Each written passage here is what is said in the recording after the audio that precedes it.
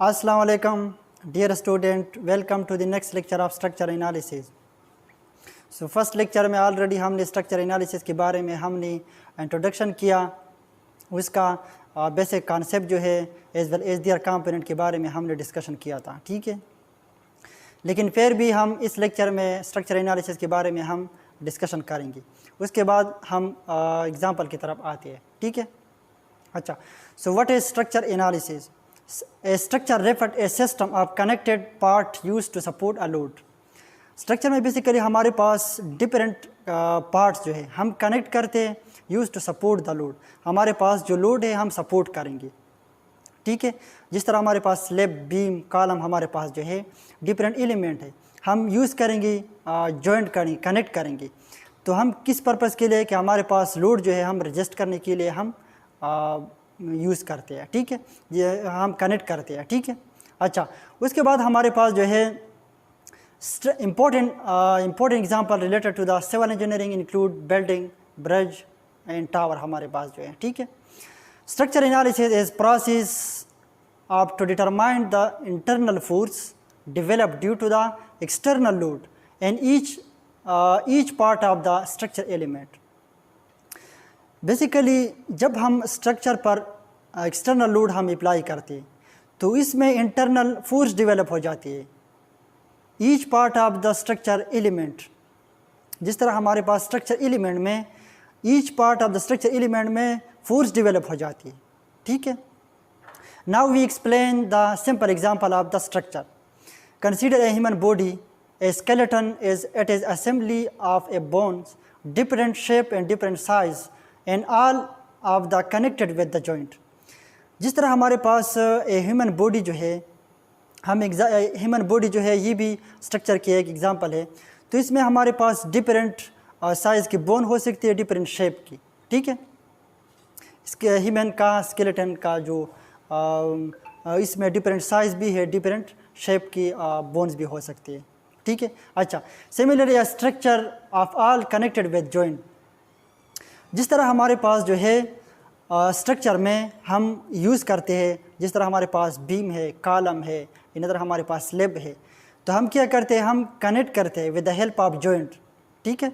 Structure mean that to resist the coming load. Structure हमारे पास structure का मतलब ये है कि उस पर जो लोड आ रही है वो रजिस्ट करते हैं. जिस तरह स्नो लोड है, विंड लोड है, इन तरह हमारे पास डेड लोड, लाइव लोड जो आ रही है, स्ट्रक्चर वो रजिस्ट करते हैं. जब हम आपस में एलिमेंट हम कंबाइन करते हैं, जिस तरह स्लैब है, कॉलम है, इन तरह हमारे पास फुटिंग जो है, हम आपस में कनेक्ट करते ये एलिमेंट, तो इस पर जब लोड आ रही है तो वो लोड रजिस्ट करते हैं, ठीक है. What happen structure analysis, structure load internal reaction. जब स्ट्रक्चर पे हम लोड अप्लाई करते हैं तो इंटरनल रिएक्शन उसमें प्रोड्यूस हो जाती है. इंटरनल स्ट्रेस जब हो रही है तो इसमें डिफॉर्मेशन डेवलप हो जाती है, ठीक है. अच्छा, तो बेसिकली हमारे पास स्ट्रक्चर में स्ट्रक्चर एनालिसिस, इसका मतलब ये है कि हम बीम, स्लैब, कॉलम हम एनालाइज करते हैं, ठीक है.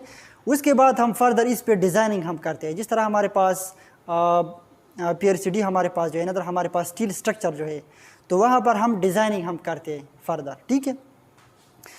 तो उसके बाद हमारे पास डिफरेंट बीम हमारे पास है. जिस तरह वरहंग बीम हमारे पास है, समली सपोर्टेड बीम है, कंटिलेवर बीम है, कंटिन्यूअस बीम हमारे पास जो है. तो हर बीम का डिफरेंट फंक्शन है अनदर बीम के साथ, ठीक है. तो हम क्या करते हैं, हम एनालाइज करते हैं. किस बेस पे हम एनालाइज करते हैं, तो स्ट्रक्चर एनालिसिस में बेसिकली हमारे पास डिफरेंट थ्योरम हमारे पास है. जिस तरह हमारे पास कैस्टिलिनो थ्योरम हमारे पास है, वर्चुअल वर्क मेथड हमारे पास जो है, अनदर हमारे पास मूवमेंट एरिया थ्योरम है, ठीक है. तो इसके मदद से हम बीम या हमारे पास कॉलम जो है, स्लैब है, हम एनालाइज करते हैं.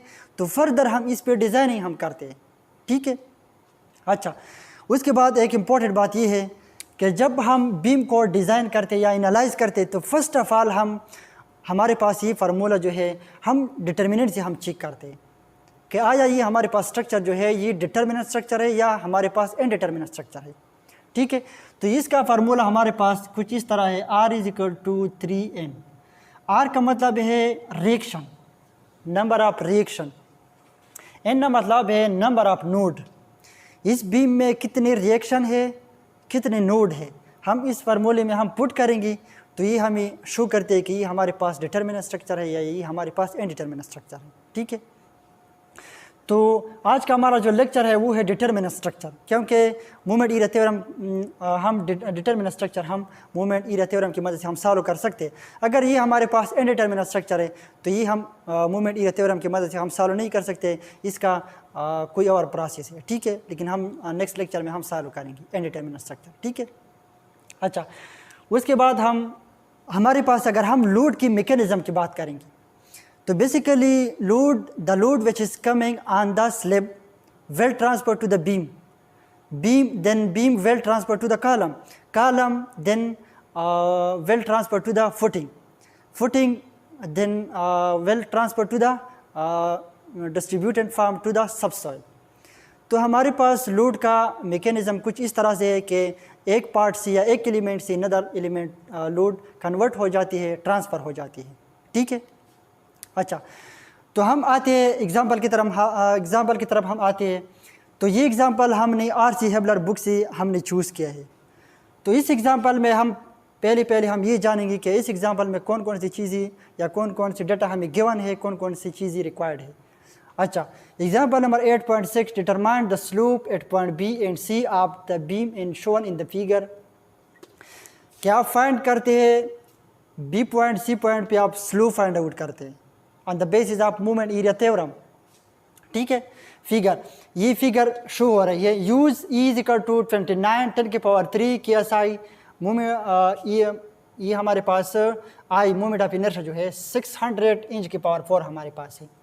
ठीक है, तो मैंने आपको बताया था कि हमारे पास हर मटेरियल का अपना इलास्टिसिटी हो सकती है। जिस तरह हमारे पास ग्रेड 60 ग्रेड 40 स्टील हमारे पास है, जिस तरह हमारे पास प्लास्टिक जो है, तो इंडस्ट्री में जब वो बनाती है तो वो इनके साथ साथ इसका इलास्टिसिटी जो है वो भी प्रोवाइड कर सकती है। ठीक है, तो उनके मुताबिक हम क्या करते हैं, हम एनालाइज करते हैं बीम को। लेकिन हम बात करते हैं बीम की, हमारे पास स्टील जो है, स्टील की हम बात करेंगे। ठीक है, अच्छा, उसके बाद हमारे पास जो है मॉडुलस ऑफ इलास्टिसिटी। तो मॉडुलस ऑफ इलास्टिसिटी हमने फाइंड किया। उसके बाद हमारे पास मोमेंट ऑफ इनर्शिया जो है, मोमेंट ऑफ इनर्शिया हमारे पास जो है, तो इसका सिंपल फार्मूला हमारे पास है BH³ डिवाइड बाई 12। तो ये हमारे पास सिंपल सा फार्मूला है, इसमें हम पुट करेंगे तो हमारे पास आंसर आ रही है। लेकिन हमें यहाँ गिवन है, कोई इशू नहीं है कि हम दोबारा हम फाइंड आउट करते हैं। ठीक है, तो मोमेंट ऑफ इनर्शिया जो है वो हमें गिवन है। ठीक है, तो हम क्या करते हैं, मॉडुलस ऑफ इलास्टिसिटी जो है मोमेंट ऑफ इनर्शिया जो है, इस पर हम डिवाइड करते हैं तो हमारे पास आंसर आ रही है। अच्छा, उसके बाद हमारे पास ये डायग्राम है। इस डायग्राम में कैंटिलीवर बीम शो हो रही है। ठीक है, मैंने पहले आपको बताया था कि हमारे पास डिफरेंट बीम है, हर बीम का डिफरेंट फंक्शन है अनदर बीम के साथ। ठीक है, तो हम क्या करेंगे, ये हमारे पास कैंटिलीवर बीम है। कैंटिलीवर बीम का फंक्शन कुछ इस तरह से है कि उसका एक साइड जो है वो फिक्स है, अटैच है। ठीक है, उसका अनदर साइड जो है वो बिल्कुल फ्री है। ठीक है, लेकिन ये साइड जो है, ये बीम जो है, ये 3 लोड रिजेस्ट करते हैं। वर्टिकल लोड रिजेस्ट करते हैं, अपवर्ड डाउनवर्ड लोड भी रिजेस्ट कर सकते हैं, उसके साथ साथ मूवमेंट भी रिजेस्ट कर सकते हैं। मूवमेंट हमेशा हमारे पास अपोजिट टू द लोड, हमारे पास लोड मूवमेंट जो है अपोजिट, हमेशा अपोजिट टू द लोड। हमारे पास मूवमेंट जो है वो लोड को अपोजिट है। जिस तरह हमने लोड यहाँ से 2K पे अप्लाई किया है, लेकिन मूवमेंट हमारे पास जो है वो इस तरफ से आ रही है। ठीक है, अच्छा, उस बीम का टोटल लेंथ हमारे पास जो है वो 30 फीट हमारे पास है। अगर हम इसका हाफ लेंगे, हम 15 फीट हमारे पास है। हमारा काम, टारगेट हमारा क्या है, हमारा टारगेट ये है कि हम बी पॉइंट पे स्लोप फाइंड आउट करते हैं, उसके साथ साथ हम सी पॉइंट पे स्लोप फाइंड आउट करते हैं on the basis of movement area theorem. Right, अच्छा, so first of all we find movement at support A. हमारे पास ए पॉइंट जो है, या हम मूवमेंट फाइंड आउट करते हैं। उसके बाद हमारे पास because it is a cantilever beam, क्योंकि ये हमारे पास कैंटिलीवर बीम है। अच्छा, तो बेसिकली हमारे पास हम मूवमेंट एरिया थ्योरम की मदद से हम सॉल्व करेंगे। लेकिन हमारे पास जो है हम इस बीम का सपोर्ट रिएक्शन जो है या मूवमेंट किस तरह हम फाइंड आउट कर सकते हैं। हमारे पास दो तरीके हैं। एक तो हमारे पास shear force bending movement diagram के ज़रिए हम फाइंड आउट कर सकते हैं। इन अदर हमारे पास हम ये लोड जो है ये इसका डिस्टेंस इस बीम का जो है इसे हम मल्टीप्लाई करेंगे तो हमारे पास डायरेक्टली लोड जो है या मूवमेंट जो है वो हमारे पास आ रही है। Simple is that. तो यहाँ एक बात अब आपके साथ नोट करें कि यहाँ हम सपोर्ट रिएक्शन जो है हम स्टेप बाय स्टेप यहाँ हम नहीं फाइंड आउट करते हैं। न कि हमारे पास shear force bending movement diagram जो है वो हम स्टेप बाय स्टेप यहाँ फाइंड आउट नहीं कर सकते, क्योंकि हमने इंजीनियरिंग मैकेनिक्स में सॉलिड 1 सॉलिड 2 में ऑलरेडी हमने वहाँ सीख चुके हैं, हमने स्टडी किया है ऑलरेडी। तो हम क्या करते हैं, या हम डायरेक्टली हम वीडियो लिखेंगे यहाँ, क्योंकि हम एडवांस लेवल पे आते हैं। स्ट्रक्चर एनालिसिस है, तो स्ट्रक्चर एनालिसिस में हम स्लो फाइंड आउट करते हैं, डिफ्लेक्शन हम फाइंड आउट करते हैं। अगर हम इस पर हम स्टेप बाय स्टेप फॉलो करते हैं तो हमारा वीडियो भी लेंथी हो जाती है। अगर इसके साथ साथ हमारा प्रोसेस जो है वो भी लेंथी हो जाती है। ठीक है, अच्छा, so let's start. First of all हमारे पास जो है ये वीडियो हमारे पास डायरेक्ट आ रही है 60। तो हम क्या करते हैं, 60 पे अगर हमारे पास ये बीम है, ठीक है, ये हमारे पास बीम है, ये हमारे पास अगर हम 2 पे डिवाइड करते हैं तो ये हमारे पास 15 फीट आ रही है, ये हमारे पास 15 फीट आ रही है। ठीक है, अच्छा, तो ये हमारे पास टोटल डिस्टेंस जो है कवर किया है, ये टोटल डिस्टेंस जो है ये हमारे पास टोटल कितना है, 60 है। ठीक है, मूवमेंट जो है अगर हम इसका हाफ लेंगे इस तरह, सिंपल इज दैट, अगर हम इसका हाफ लेंगे तो ये हमारे पास 30 आ रही है। ठीक है, लेकिन यहाँ हमारे पास एक रेक्टेंगल बन गया, उसके साथ साथ एक हमारे पास एक ट्रायंगल बन गया। तो नाम से भी जाहिर है कि ये हमारे पास मूवमेंट एरिया थ्योरम। तो हम क्या करते हैं, हम एरिया फाइंड आउट करते हैं। तो ये हमारे पास स्लोप आ रही है। ठीक है, अच्छा, तो उसके बाद हमारे पास जो है हम एक्सेजरेटेड कर्व की तरफ आते हैं। ठीक है, बेसिकली एक्सेजरेटेड कर्व हमारे पास जो है ये हमें ये शो कर रही है एक्सेजरेटेड कर्व कि ये बीम हमारे पास जो है अपवर्ड स्लोप इसमें आ रही है या डाउनवर्ड इसमें स्लोप आ रही है। ठीक है, ये डिपेंड करती है लोड पे। अगर हमने डाउनवर्ड इससे लोड अप्लाई किया या अपवर्ड हमने लोड अप्लाई किया है। अच्छा, तो इसे जनरेटेड करो हम ड्रा करते हैं। फर्स्ट ऑफ ऑल हमारे पास ये तो हमारे पास बीम है, कैंटिलीवर बीम हमारे पास है। अच्छा, तो अगर हमने इस पर लोड अप्लाई किया तो हमारे पास ज़ाहिरी बात है कि हमारे पास डाउनवर्ड हमारे पास डिफ्लेक्शन इसमें या इसमें स्लोप आ रही है। अच्छा, तो हम क्या करेंगे, तो हम इस पर हम एक लाइन हम ड्रा करेंगे, this is called tangent B. इस सिरे पे एक लाइन हम ड्रा करेंगे, this is called tangent C. ठीक है, तो यह हमारे पास एक थीटा बन गया, थीटा बी। यह हमारे पास एक थीटा बन गया, दिस इज कॉल्ड थीटा सी। हाँ, टेंजेंट सी हमारे पास है, थीटा सी हमारे पास है। ठीक है, उसको हम ये भी कह सकते हैं टेंजेंट सी हमारे पास लाइन जो है इसको हम थीटा सी भी हम कह सकते हैं। ठीक है, टेंजेंट सी हमारे पास लाइन है। ठीक है, अच्छा, उसके बाद हमारे पास जो है हम हमारा जो रिक्वायर्ड है थीटा बी हम फाइंड आउट करते हैं, थीटा सी हम फाइंड आउट करते हैं। Theta B is equal to theta B divide by A, theta C is equal to theta C divide by A. अच्छा, एक इम्पोर्टेंट बात ये है कि अगर हमारे पास बीम में स्लोप है, मूवमेंट प्रोड्यूस हो रही है, बीम में हमारे पास मूवमेंट है, तो इसकी वजह से हमारे पास हम स्लो प्रोड्यूस हो रही है। ठीक है, अगर हमारे पास किसी बीम में किसी स्लैब में हमारे पास शेयर फोर्स आ रही है तो उस शेयर फोर्स की वजह से हमारे पास डिफ्लेक्शन आ रही है। ठीक है, अच्छा, तो ये हमारे पास एक्सेजरेटेड कर्व है। अच्छा, उसके बाद हम क्या करेंगे, ये हमारे पास सिंपल एरिया है, इसका एरिया हम फाइंड आउट करते हैं, फिर इसका एरिया हम फाइंड आउट करते हैं, फिर हमारे पास टोटल एरिया जो है हम फाइंड आउट करते हैं। ये वाला एरिया जो है ये हम इससे माइनस कर देते हैं, फॉर्मूले में हम पुट करेंगे, लास्ट में हमारे पास वैल्यू आ रही है। लास्ट में हम डिसीजन हम करेंगे कि आया हमारे पास बी पॉइंट पे कितना स्लोप आ रही है या सी पॉइंट पे कितना हमारे पास स्लोप आ रही है। हमारा टारगेट ये है इस पॉइंट में। ठीक है, अच्छा, हम लेक्चर फर्दर प्रोसीड करते हैं। तो मैंने पहले आपको बताया था कि हमारे पास ये जो बीम है इसका एरिया हम फाइंड करते हैं, फिर हम क्या करते हैं इस फार्मूले में हम पुट करेंगे तो हमारे पास लास्ट में जो वैल्यू आ रही आंसर आ रही है पे लास्ट में हम क्या करते हैं, फिर डिसीजन करते हैं कि हमारे पास कौन से पॉइंट पे मैक्सिमम स्लोप आ रही है या मिनिमम स्लोप आ रही है। ठीक है, अच्छा फर्स्ट ऑफ ऑल हमारे पास ये 30 जो है हम 50 से मल्टीप्लाई करेंगे तो इस रेक्टेंगल का एरिया हम फाइंड आउट करते हैं। 30 मल्टीप्लाइड बाई 15 फीट हमारे पास है, -1 डिवाइड बाई 2 हम इसका एरिया हम फाइंड करते हैं। 60 माइनस ये टोटल हमारे पास 60 है, हम माइनस करेंगे ये वाला एरिया।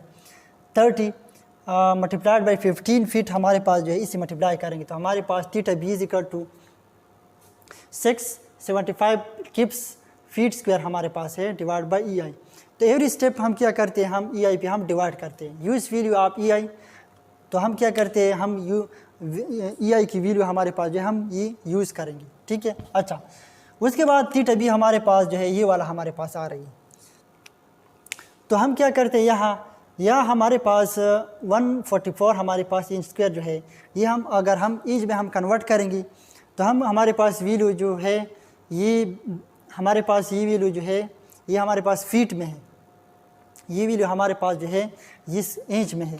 तो हम क्या करते हैं, हमारे पास वैल्यू जो है हम सेम करेंगे, सेम रखेंगे एवरी स्टेप में।